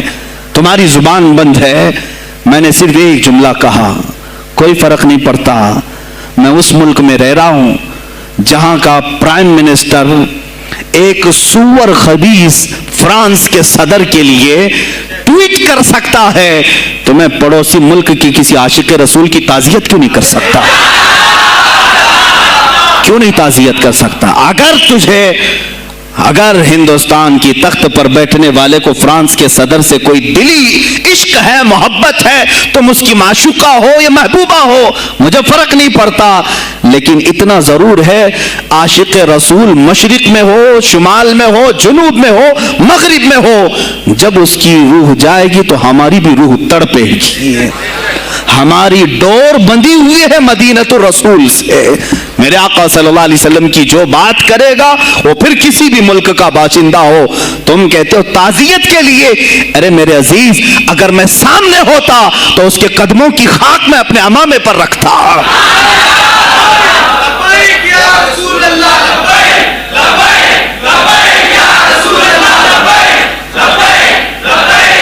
عزیزان گرام وقار, یہ بہت خاموشی ہم نے اختیار کی, بہت خاموشی. کوئی بات نہیں, تم دیکھو گے حالات خراب ہونے کی جو شکایات آج کر رہے ہیں علماء, تم سب کے سب جاؤ گے. مجھے ابھی بچوں نے بتایا کوئی کانگریس کے لیڈر کا انتقال ہو گیا تو پیر صاحب تعزیت کے لیے باہر کھڑے ہو گئے, باہر آ گئے. ہم ان کی تعزیت کرتے ہیں. ڈوب مرو چلو بھر پانی میں, تمہاری گدی پہ ہی مر جاؤ. تمہاری زبانوں پر جب عاشق رسول کے لیے تعزیت کے الفاظ آنے میں ہچکچاہٹ آتی ہے, کون سا عشق رسول, کون سا کلمہ تم نے پڑھا ہے؟ غوث پاک کی اگر تمہارے اندر ذرا برابر بھی نسبت ہے تو میں کہوں گا میرے عزیزو, سلطان الاولیاء غوث پاک عاشق رسول ہی نہیں, فنا فی الرسول تھے. میرے نبی کی بات پر اگر کوئی انگلی بھی اٹھاتا, آپ یا تو اپنی کرامت سے اس کا منہ توڑ جواب دے دیتے. کسی عیسائی نے صرف یہ کہا تھا میرے نبی عیسیٰ افضل ہے, وہ مردوں کو زندہ کرتے تھے. آپ کو جلال آیا, کہا محمد افضل نہیں ہے اس لیے کہ وہ مردے زندہ نہیں کرتے تھے. آپ اس کا ہاتھ پکڑ کر قبرستان لے گئے. میرے نبی پر بات کرتا ہے, میں تجھے زندہ کر کے دکھاتا ہوں. اپنی کرامت سے مردے کو زندہ کر کے دکھایا. اب بول کون افضل ہے, عیسیٰ افضل ہے کہ میں افضل ہوں؟ تو نے تو عیسیٰ علیہ السلام کو مردے زندہ کرتے دیکھا تو نہیں, لیکن عبد القادر کو سامنے دیکھا. غوث پاک نے کہا میں اپنا موازنہ عیسیٰ علیہ السلام سے نہیں کرتا ہرگز, لیکن یاد رکھنا میرے نبی پر اگر زبان کھولے گا تو عبد القادر اپنے قدم سے اس کو جواب دے گا. وہ جواب دیتے. آپ کی زندگی ناموس رسالت کی حفاظت کے لیے گزری ہے. سلطان الاولیاء غوث پاک رضی اللہ تعالیٰ عنہ کی بارگاہ میں جب ایک سوال آیا کہ لوگ کہتے ہیں نبی ہر جگہ کیسے حاضر ہو سکتے ہیں, آپ نے خود کر کے دکھا دیا. کوئی صاحب آئے, کہا ہمارے گھر دعوت ہے, آپ تشریف لائیں. کہا ٹھیک ہے آتا ہوں. تھوڑی دیر بعد دوسرا ہے, کہا ہمارے گھر دعوت ہے, آپ آئیں. سیم ٹائم پہ کئی 70 لوگ آئے, سب کی دعوت قبول کی. دوسرے دن شام میں لوگ آ کر کے فخر کر رہے ہیں آج میرے گھر شیخ عبد القادر جیلانی آئے تھے. دوسرا کہہ رہے نہیں میرے گھر آئے تھے. تیسرا کہہ رہا میرے گھر آئے تھے. ایک وقت میں سب گھروں پر کیسے؟ سبوں نے کہا انہی سے پوچھتے ہیں وہ کہاں گئے تھے. جب لوگ آئے تو سننے میں یہ آتا ہے کہ آپ ایک درخت کے نیچے بیٹھے تھے. لوگ سوال کرنے کے لیے آئے, سب آپس میں کہہ رہے ہیں ہمارے گھر آئے تھے, ہمارے. آپ بتائیں کس کے گھر گئے تھے؟ تو انہوں نے کہا درخت کے اوپر دیکھو. تو لوگوں نے درخت کے اوپر نگاہ ڈالی تو دیکھا ہر پتے پر شکل عبد القادر نظر آ رہی ہے. فرماتے ہیں اللہ نے عبد القادر کو یہ اتنی قدرت دی ہے کہ بیک وقت وہ کئی جگہوں پر حاضر ہو سکتا ہے. تو جب ایک غلام رسول کو اللہ نے یہ طاقت دی تو رسول مختار کو کتنی طاقت دی ہوگی. انہوں نے ناموس رسالت کو واضح کیا ہے میرے عزیزو. اولیاء کاملین اسی لیے آتے ہیں, وہ نبی کا پرتو بن کر کے آتے ہیں, اور آج ان کے نام کی 11ویں کھا کر کے موٹے ہو رہے ہیں, بس اور کچھ نہیں. اور لوگ یہ سمجھتے ہیں نفس کو موٹا کر کے تم اپنی زبانوں میں گھی لگا چکے ہو, بولو گے تو پکڑے جاؤ گے, بولو گے تو تمہارے اوپر کیس ہو جائے گا. ہو نہیں تو میرے عزیزو آج تو حالات ایسے ہیں. میں رو پڑا کل جب مجھے یہ رپورٹ ملی کہ صرف ہندوستان کی سوشل میڈیا پر 25,000 پوسٹ میرے نبی کی شان میں گالیاں دی گئی ہیں. 25,000 لوگوں نے گستاخی کی ہے. तुम भी तो रात भर इंटरनेट चलाते हो, पूरा का पूरा वक्त अपने मोबाइल में सर्व करते हो। जाना है तुम्हें भी मेरे आका की बारगाह में, याद रखना हुजूर पाक सल्लल्लाहु ताला अलैहि वसल्लम के दरबार में जाने वाले हो और तुम्हारा कोई उज़्र कबूल नहीं किया जाएगा। हजरत साद बिन रबी की वो बात मुझे याद आती है, जंगे उहद में हुजूर की हिफाजत के लिए लड़ते लड़ते मैदान में ऐसे आ गए थे काफिरों के कि आपके गोश्त के टुकड़े उड़ रहे थे, जिस्म के गोश्त के टुकड़े उड़ रहे थे। मेरे आका देख रहे थे। शाम का वक्त हुआ, उहद का मैदान, हवाजें, सन्नाटा, 70 लाशें पड़ी हुई थी साहबा की। अल्लाह के नबी ने पुकारा, मेरे साद को ढूंढो, कहां है, साद कहां है। साहबा कहते हैं हम आवाज देने लगे, साद तुम जिंदा हो, रसूल तुझे बुला रहे हैं। हजरत साद बिन रबी 7 लाशों के नीचे दबे हुए थे और सांसें भी चल रही थी, सांसें चल रही थी। साहबा ने जब आवाज देना शुरू किया कि रसूल पाक याद कर रहे हैं, वहीं से वो हरकत करने लगे। अंदर से आवाज दी, ए जवानों, साद जिंदा है, मैं यहां लाशों के नीचे दबा हुआ हूं। हटाई गई लाशें तो देखा उनके जिस्म में कुछ बचा ही नहीं था, कुछ नहीं था, सब फट चुका है, पेट को तक चाक किया गया है, सांसें बाकी। साद बिन रबी कहते हैं, ए साहबा, शायद मैं रसूलुल्लाह तक नहीं पहुंच पाऊंगा, हुजूर ऊंचे टीले पर बैठे हुए हैं, शायद नहीं पहुंच पाऊंगा, मेरा सलाम मेरे नबी तक पहुंचा देना, हुजूर तक पहुंचा देना। लेकिन आने वालों को क्या कहा जानते हैं, मैं ए जवानों तुम सबसे कहूंगा आज के हालात में। साद इब्न अबी रबी कहते हैं, ए साहबा, मैं तो जा रहा हूं, मेरी आखिरी सांसें हैं, लेकिन अगर तुम्हारी आंखें चमकती रही, तुम्हारे जिस्मों में जान बाकी रही और मेरे नबी पर अगर किसी ने उंगली उठाई और गाली दी, मैं क़यामत के दिन उसे नहीं छोड़ूंगा। और याद रखना, अल्लाह की बारगाह में तुम्हारा कोई उज़्र कबूल नहीं किया जाएगा अगर तुम्हारे जीते जी तुम्हारे नबी की जात पर किसी ने कीचड़ उछाला। हजरत साद रबी इतना कह करके इंतकाल हो गए, वो हुजूर तक पहुंचाए भी नहीं जा सके। ए मेरे अजीजों, ए जवानों, तुम क्या समझते हो कि तुम दुनिया से इसी तरह निकल जाओगे? कुरान में भी अल्लाह ने कहा, हम हसीब तुम अन तदखुलुल जन्नत, तुम ये सोच करके बैठे हो कि हम जन्नत में चले जाएंगे। पीर साहब का दामन पकड़ लिया है, मुझे तो जाना ही है जन्नत में, पीर बख्शवा देंगे हमें। तुम बरस में एक मर्तबा 11वीं करके और फातिहा नियाज करके समझ तो इस्लाम का हक अदा कर दिया। यहां तुम्हारे नबी की अजमत पर रोज बरोज हमले हो रहे हैं। आज कुफ्र खुल करके आया है सामने, नहीं देखते आप? कुफ्र खुल करके सामने आया है, तासुब के साथ हर शहर में जाते हुए गुंडे ललकार रहे हैं इस्लाम के खिलाफ हमारे मुल्क में। अगर मैं खुल करके आया तो मेरा क्या जुर्म है इसमें, मेरा क्या कसूर है इसमें? क्या आप भी मैं ना बोलूं? हाँ, आज तुम्हारे पास ताकत है, पावर है, जो कुछ भी हसर और रसूख है, इससे ज्यादा क्या करोगे कि तुम मुझे जेल में बंद कर दोगे? मैं कल की तफसीर में भी यही कहा, एक मौलाना साहब ने कहा क्या आप इतना बोल रहे हैं, आप पर ऐसे एक्ट लगाए जाएंगे कि जिंदगी भर आपकी जमानत ही नहीं होगी। आप पर ऐसे कानून लगाए जाएंगे कि आपकी जिंदगी भर जमानत ही नहीं होगी। मेरा दिल ये कहता है, ऐ लोगों, इस तरह जीकर फायदा भी क्या? ऐसी आजादी किस काम की जिसमें रोज उठते साथ मेरे नबी की शान में गुस्ताखियां हम सुन रहे हो और हुजूर को कोसा जा रहा हो, हम खाते पीते घूम रहे हो। इससे बेहतर है कि जेल की कोठरी में हम जिंदगी गुजार लें, कल बारगाह मुस्तफा में उठने वाला चेहरा तो रहे हमारे पास। अगर अल्लाह के नबी सल्लल्लाहु ताला अलैहि वसल्लम ने सवाल कर लिया पकड़ करके कि तेरे जिंदगी में, तेरी जवानी में मुझ पर तो लोग रंगीला रसूल कह रहे थे, तू क्या कह रहा था? तू क्या कह रहा था उस जमाने? तुम क्या कहोगे? ऐ अल्लाह के नबी, मैं मजदूर था, मैं कुछ नहीं कर सकता था, मैं गरीब था, काम काज करता था, मैं कुछ नहीं कर सकता था। याद रखो, उस वक्त मेरे आका तुम्हारे सामने बिलाल हबशी को लाकर खड़ा कर देंगे। ये क्या था बिलाल? ये तो गुलाम था, इसकी पीठ पर सिल रख करके पीठ गला दी जाती, तब भी अपनी जुबान पर मेरा नाम लेना नहीं छोड़ता था। तुम कौन सी मजदूरी की शिकायत ले जाओगे? बहाना करोगे अल्लाह की बारगाह। رسول کی بارگاہ میں بہانہ کرو گے؟ اے گروہ علماء، تم کو اللہ نے ممبر دیے ہیں خطابت کے لیے، اللہ نے اپنے رسول کا ممبر تمہیں دیا ہے، اس لیے نہیں کہ تم حکومت کی خوشامدی کرو، تم اپنے وقت کے طاغوتی قوتوں کی خوشامدی کرو، اس لیے نہیں، بلکہ آج تم سے قوم مصافحہ کر کے ہاتھ چومتی ہے صرف اس لیے کہ تمہاری زبان پر نام مصطفیٰ ہے۔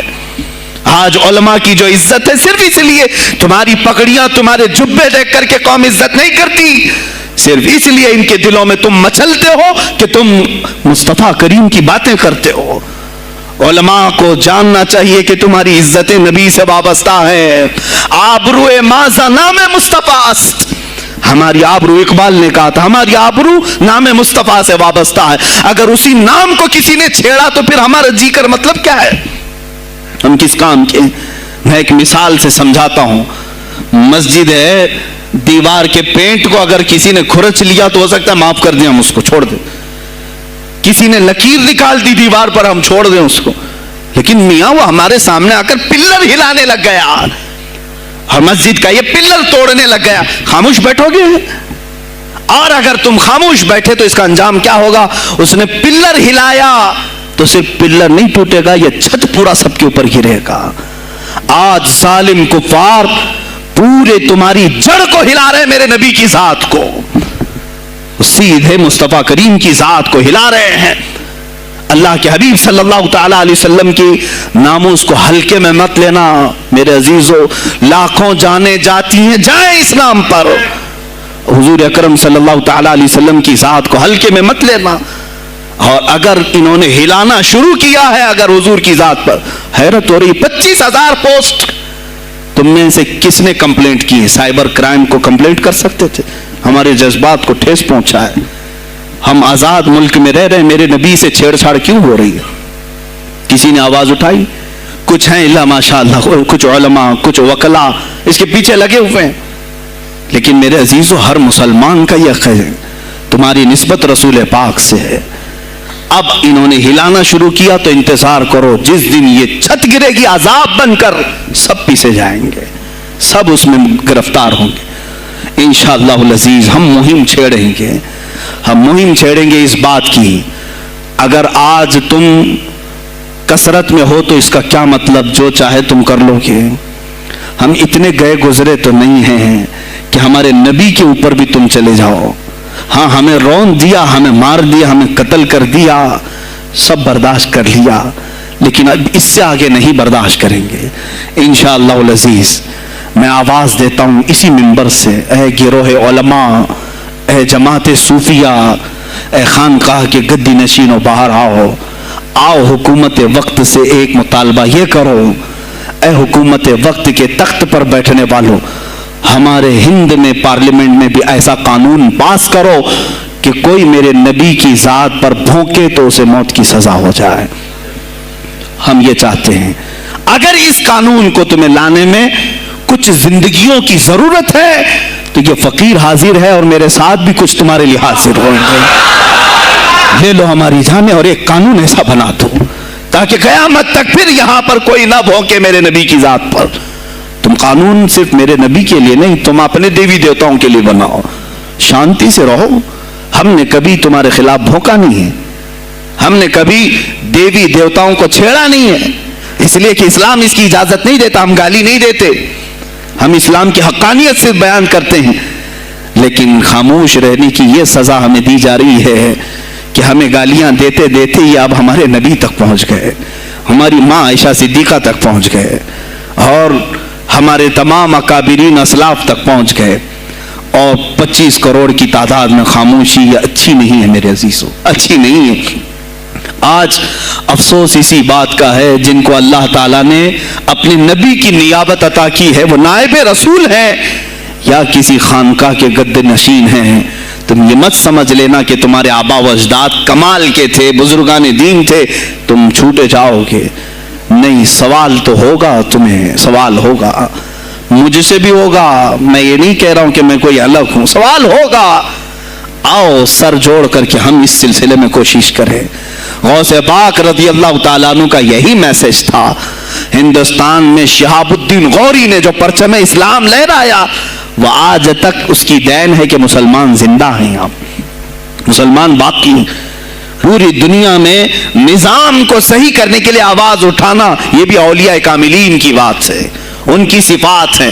صرف اپنی خانقاہ میں اللہ اللہ اور ذکر کرانا ہی ان کا کام نہیں تھا، وہ دلوں کو تو دھلتے ہی تھے، لیکن جو نظام سنبھال رہا ہوتا اس کی باغ ڈور کو بھی دھلتے تھے، اس کی بھی صفائی کرتے تھے۔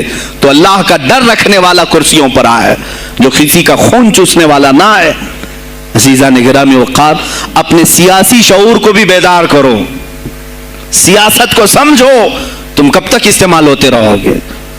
اب اس میں علماء کو بھی آنا چاہیے کہ ان کے سیاسی شعور کو بیدار کرے۔ تمہارے ساتھ آج جو کھیل کھیلا جا رہا ہے، تم ہر ایک کی جے وجے کرتے ہوئے ہر پارٹی کے پیچھے جاتے ہو، تم نے آج تک اپنا قائد نہیں ڈھونڈا، اپنا قائد نہیں ڈھونڈا۔ اور ان کو دیکھو، وہ کہتے ہیں کہ اگر پیٹرول 200 لیٹر بھی ہو جائے تو ہمارے قائد تو یہی ہیں، اس لیے کہ ہمارا ہم مذہب ہے، وہ ہمارے مذہب کی بات کرتا ہے۔ تمہارا کون ہے میرے عزیز؟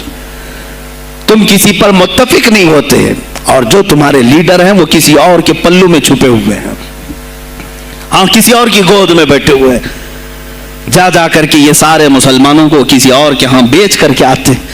یہ سیاسی شعور بیدار کرو۔ مجھے معلوم ہے میری یہ باتوں کا سب سے زیادہ ایکشن کون لے گا، مجھے معلوم ہے سب سے زیادہ کس کو کھلبلی مچے گی، وہ بھی مجھے معلوم ہے۔ اس لیے کہ میں ان سیکولر پارٹیوں کے بارے میں بول رہا ہوں جو چہرہ سیکولر بتا کر کے ہم آپ سب کے ووٹ لے کر کے چلے جاتے ہیں، اور پھر مجھے بتاؤ جن کو تم اپنا مسیحا سمجھ کر کے ان کے پیچھے جے جے کرتے گھومتے رہتے ہو، تمہارے مذہب پر آج کیا حملے نہیں ہوئے ہیں، کیا نہیں ہوئے؟ کشمیر آج تک جل رہا ہے، کہاں یہ کانگریس کیوں نہیں بات کرتی ہے جو پورے مسلمانوں کی مسیحا ہے؟ کہاں ہے وہ سماجوادی، وہ بی ایس پی، فلاں فلاں فلاں جو پارٹیاں جن میں سب مسلمان جاتے ہیں؟ کیا ان کو اتنا بھی شعور نہیں کہ وہ پارلیمنٹ میں اس کے خلاف بات کریں، کہیں کہ یہ مسلمانوں کے ساتھ ظلم ہو رہا ہے، ہم ان کے ووٹ لیتے ہیں؟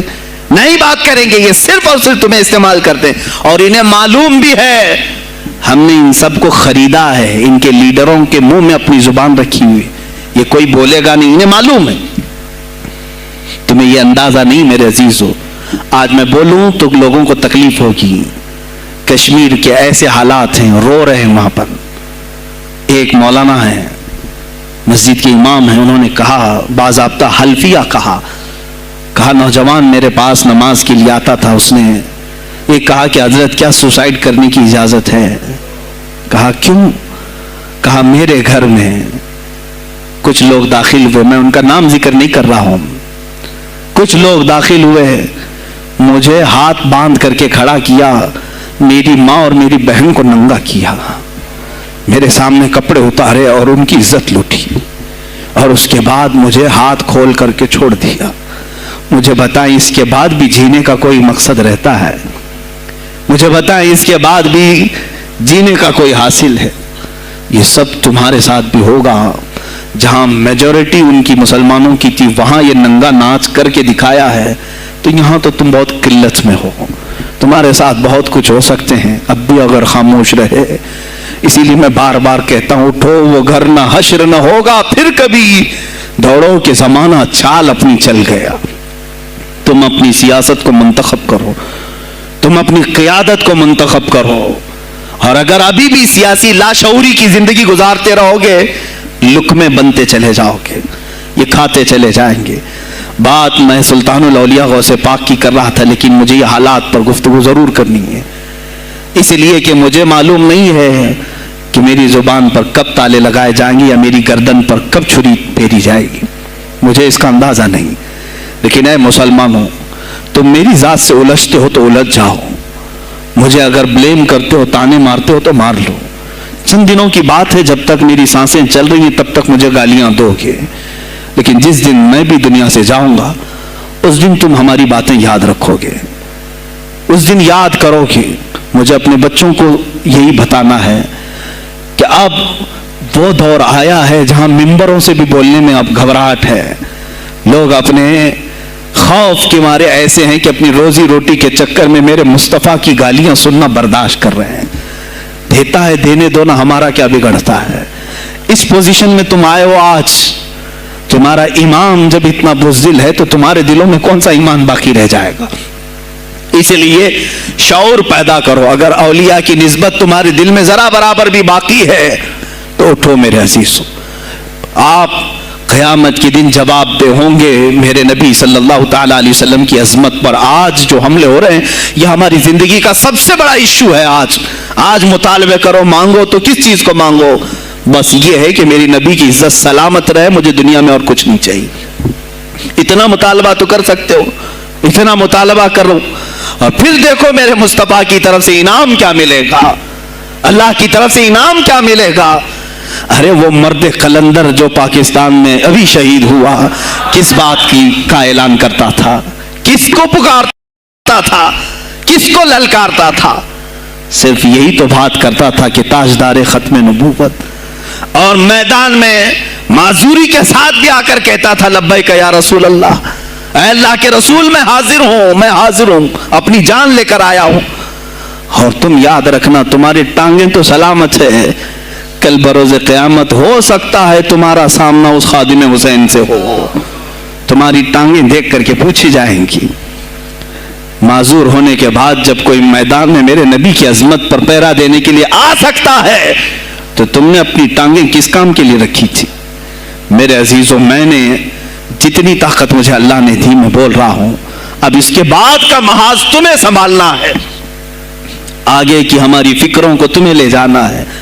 شاید اس زمانے میں ہم جی رہے ہیں جہاں اتنی آزادی نہیں ہوگی. چھوٹی سی بات کو آج بہت بڑا بنا کر کے اسے ختم کیا جاتا ہے, لیکن مجھے اندازہ ہے اس بات کا, ہندوستان کی آزادی میں بھی میرے اکابرین میں 30,000 علماء نے اپنی جانیں دی ہیں. کشمیر سے لے کر دلی تک ہر درخت پر ایک عالم کی لاش لٹکی ہوئی تھی. ان کی جانیں, ان کی قربانیاں رائیگاں نہیں گئیں. 70 سال سے ہم مزے لے رہے ہیں, ان کی قربانیاں ہیں یہ. علامہ فضل حق خیر آبادی کو انڈمان نکوبار پوری زندگی کے لیے قید کر کے ختم کر دیا گیا, مزار بھی وہیں پر ہے آج. تو آج مجھے اندازہ ہے اگر میں نے اس بات کی شروعات کی ہے, ہو سکتا ہے یہ جو کچھ بھی ہمارے ساتھ کریں, لیکن مجھے میرے رب ذوالجلال کی ذات پر یقین ہے. میں یہی کہوں گا, اے اللہ اگر ہمارے مقدر میں شہادت ہے تو اس سے بہتر کوئی اور موت ہے نہیں. اے رب ذوالجلال اس حالت میں دنیا سے اٹھا جب تو ہم سے راضی ہو. اگر تو نے ہمارے لیے ایک لمحے کے لیے بھی ناراضی ہے, مولا پھر ہمیں مہلت دے دے کہ تجھے راضی کر کے جائے, تجھے راضی کر کے جائے. میرے مصطفیٰ صلی اللہ تعالیٰ علیہ وسلم کو قبر میں ہمیں دیکھنا ہے, اس لیے ہم قبر میں جا رہے ہیں, لیکن اس حال میں دنیا سے جائیں کہ ان کی عظمت پر کچھ بول تو سکیں, ان کی ناموس پہ کچھ کر تو سکیں. عزیزان گرامی, سلطان الاولیاء شہنشاہ بغداد رضی اللہ تعالیٰ عنہ کی ذات پر جو ان کی کرامات ہیں وہ ساری چیزیں پھر کبھی میں ذکر کروں گا. آج اسی پر میں اختتام کرتا ہوں. اسی پر جیو اور اسی پر مرو. انہیں جانا انہیں مانا, نہ رکھا غیر سے کھا. للہ الحمد میں دنیا سے مسلمان گیا. آج لے ان کی پناہ, آج مدد مانگ ان سے, پھر نہ مانیں گے قیامت میں اگر مان گیا. اس لیے کہ رسول پاک صلی اللہ تعالی علیہ وسلم کے سوا کوئی اس قیامت کے میدان میں تمہارا دستگیر نہیں ہے. جب تک وہ تیری سفارش نہ کریں, اللہ بھی تجھ سے کلام کرنے والا نہیں ہے. جب امام اہل سنت نے یہاں تک کہہ دیا خلیل و نجی مسیح و صفی سبھی سے کہیں نہ بنی, یہ بے خبری کی خلق پھری کہاں سے کہاں تمہارے لیے, رسول پاک ہی کے لیے, تم وہاں پر بھی اٹھائے جاؤ گے. میں یہی میسج دے کر کے جاؤں گا جو میرے مرشد گرامی نے آخری وقت دیا تھا. زندگی یہ نہیں کسی کی کسی کے لیے, زندگی ہے نبی کی نبی کے لیے. نہ سمجھ مرتے ہیں زندگی کے لیے, نہ سمجھ مرتے ہیں زندگی کے لیے. جینا مرنا ہے سب کچھ نبی کے لیے. بلحوث سن, سیم و زر کی بندگی اچھی نہیں. بلحوث کہتے ہیں ہوس کا پجاری, خواہشات کا پجاری. میرا مرشد یہ کہہ کر گیا ہے ہمیں, بلحوث سن, سیم و زر کی بندگی اچھی نہیں. ان کے در کی بھیک اچھی, سروری اچھی نہیں. ان کے در کی بھیک اچھی, سروری اچھی نہیں. اور کہتے ہیں جو پیا کو بھائے اختر وہ سہانا راگ ہے، جو پیا کو بھائے اختر وہ سہانا راگ ہے، جس سے ناخوش ہو پیا وہ راگنی اچھی نہیں، جو میرے نبی کو نہ پسند آئے وہ بات ہی اچھی نہیں، جو میرے نبی کو نہ پسند کام ہو وہ کام ہی اچھا نہیں، جس سے ناخوش ہو پیا وہ راگنی اچھی نہیں۔ وآخر دعوانا الحمدللہ رب العالمین۔ السلام علیکم۔ خدمت پہ لاکھوں سلام مصطفیٰ جان رحمت پہ لاکھوں سلام، شمع بز میں ہدایت پہ لاکھوں، غوث اعظم کا دیکھو ذرا مرتبہ، ایک اشارے سے مردوں کو زندہ کیا، آج بھی لوگ کہتے گئے غوث برا، غوث اعظم امام تقی والنقی، جلوہ شان قدرت پہ کاش محشر میں جب ان کی آمد ہو اور بھیجے سب ان کی شوکت پہ لاکھوں سلام، مجھ سے خدمت کے خود سیکھا ہے ہر رضا، مجھ سے خدمت کے خود سیکھا ہے ہر رضا، مصطفیٰ جان رحمت پہ لاکھوں سلام، شمع بز میں ہدایت پہ لاکھوں، وہ رضا حضرت برنی کے شان ڈال دی قلب میں عظمت مصطفیٰ، جس کا سنی مناتے ہیں یوم رضا، اس امام اہل سنت پہ لاکھوں سلام، مصطفیٰ جان رحمت پہ لاکھوں سلام، شمع بز میں ہدایت پہ لاکھوں سلام، لا شرف النبی الاکرم محمد المصطفى صلی اللہ علیہ وسلم وآلہ واصحابہ واولیاء ملتہ وجميع المسلمین والمسلمات الکرام۔ الفاتحہ۔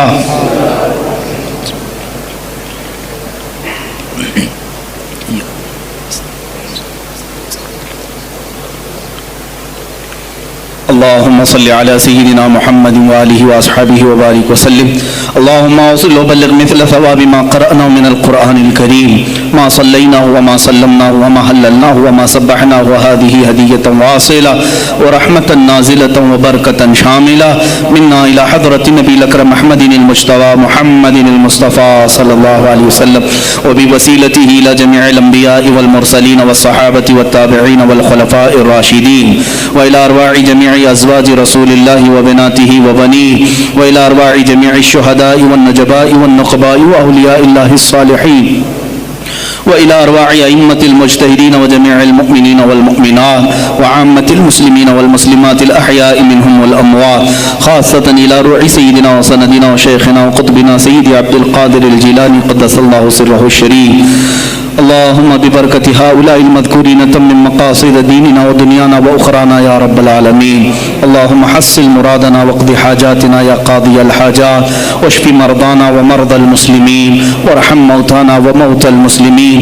الہ العالمین، ہمارے اس جلسہ پاک کو اپنی بارگاہ میں شرف قبولیت عطا فرما. جتنے حاضرین ہیں سب کی حاضری کو اپنے گناہوں کا کفارہ بنا دے، ہماری نجات کا ذریعہ بنا دے. اے اللہ، محبوب سبحانی سلطان الاولیاء غوث العظم عبد القادر जिलानी रदी अल्लाह ताला अन्हु के फयूज़ व बरक़ात हम सब के सीनों पर नाजिल फरमा। मौला उनकी निस्बत आखिरी दम तक हमारे साथ कायम फरमा। ऐ अल्लाह हम सब यहाँ पर तेरे दरबार में हाजिर हैं, खड़े हैं, हम सबको बुरी शरारतों से महफूज फरमा, नफ्स अम्मारा की बदकारियों से बचा, शैतानी वसाविस से बचा। ऐ अल्लाह हम सबको सिरात मुस्तकीम पर चला। खल्लाक़ल आलमीन हमारी ये जो कुछ भी ज़िंदगी गुनाहों की नज़र हो गई है, हम सबको पाक और साफ़ करके तेरे हबीब पाक की अज़मत पर पहरा देने वाली बना दे। ऐ इलाहुल आलमीन हम निस्बत में कादरी हैं मौला, कादरी कर, कादरी रख, कादरियों में उठा। क़द्र अब्दुल क़ादिर कुदरत नुमा के वास्ते, क़द्र अब्दुल क़ादिर कुदरत नुमा के वास्ते मौला दुनिया में भी उनके ग़ुलामों में शामिल रख, क़यामत में उनकी मुरीदों में हशर फरमा। ए रब्बे ज़ुल जलाल अहसनल खालिकीन हमारी इस फातिहा का सवाब आज खुसूसन बिलखुसूस अमीरुल मुजाहिदीन हज़रत अल्लामा ख़ादिम हुसैन रज़वी रहमतुल्लाह अलैह की रूह को नज़र कबूल फरमा। मौला उनका नेअमुल बदल उम्मत को अता फरमा। ए रब्बे ज़ुल जलाल हम में कोई मर्द मुजाहिद पैदा कर। ए अल्लाह हम में कोई मर्द मुजाहिद पैदा कर कि हमारी बुज़दिलियाँ दूर हो जाएँ। मौला हमारी खानकाहों को सही फरमा दे, हमारे उलमा के सीनों को ईमान से भर दे। मौला उनकी ज़ुबानों में क़ुव्वत अता कर। मौला सबको ईमान पे इस्तिक़ामत अता फरमा। मौला इन बच्चों को गाज़ियान इस्लाम बना दे। तेरे हबीब पाक पर मर मिटने वाला नफ्स अता फरमा। इलाहुल आलमीन हम सबको आखिरी सांस तक तेरे नबी से वफ़ा करने की ज़िंदगी अता। मौला हम सबको बेवफाई से बचा ले। मौला हम सबको बेवफाई से बचा ले। ऐ अल्लाह हम सबको बेवफाई से बचा ले। इलाहुल आलमीन तेरे हबीब पाक का वास्ता हम सबको हर तरह के कुफ़ार और मुशरिकीन के शर्र व फ़साद से महफूज करो। इस्लाम और सुन्नियत का बोल बाला फरमा, कुफ्र और शिर्क का मुँह काला फरमा। इन्नल्लाह व मलाइकतहु युसल्लूना अलन नबी या अय्युहल्लज़ीना आमनू सल्लु अलैहि व सल्लिमू तस्लीमा। अल्लाहुम्मा सल्लि अला सय्यिदिना मौलाना मुहम्मद मअदनिल जूदि वल करम व आलिहि व अस्हाबिहिल किराम इब्निहिल करीम व अलैहि वसल्लम। सुब्हाना रब्बिका रब्बिल इज़्ज़ति अम्मा यसिफून व सलामुन अलल मुरसलीन वल्हम्दुलिल्लाहि रब्बिल आलमीन। जब दमे वापसी हो या अल्लाह, जब दमे वापसी हो या अल्लाह, लब पे जारी हो बस ला इलाहा इल्लल्लाह मुहम्मद रसूलुल्लाह।